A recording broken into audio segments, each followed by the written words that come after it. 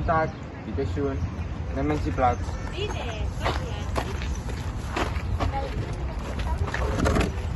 Guten Tag, Herr Ober. Wir möchten gern bestellen. Wir haben großen Hunger und Durst. Hier ist die Speisekarte.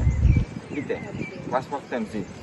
Als Vorspeise nehmen wir Fisch mit Toastbrot und Butter. Geht das? Ja, natürlich. Und was möchten Sie? Als Hauptgericht essen. Ich empfehle Ihnen Hühnchen mit Pommes und Rotkohl. Ja, das nehme ich. Und du? Ich nehme lieber eine Bratwurst mit Kartoffelsalat. Und zu trinken? Was möchten Sie trinken? Ich nehme ein Glas Rotwein. Ich möchte eine Tasse Kaffee mit Sahne trinken. Das Essen kommt sofort.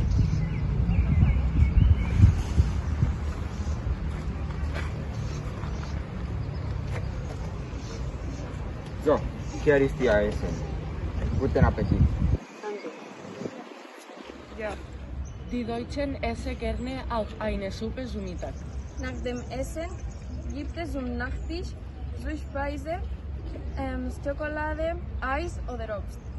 Auch trinkt man zum Essen auch Bier oder Wein. Das Abendessen ist in Deutschland eine kalte Mahlzeit. Zu Abend isst man meistens nur Brot mit Butter, Wurst, Schinken oder Käse. Zum Abendessen trinkt man eine Tasse Tee. Ja, einen Tisch für zwei, den Namen Müll. Guten Morgen. Hier ist Ihr Tisch.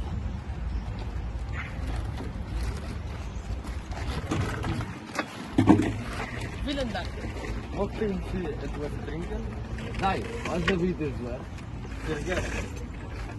Wir möchten eine Flasche Weißwein und 1 Liter Wasser. Was möchten Sie essen?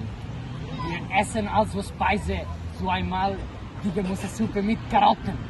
Und als Hauptspeise nehmen wir den Namen, eine Pizza und eine Salat. Möchten Sie Kartoffelsalat oder grünen Salat? Gerne grünen Salat.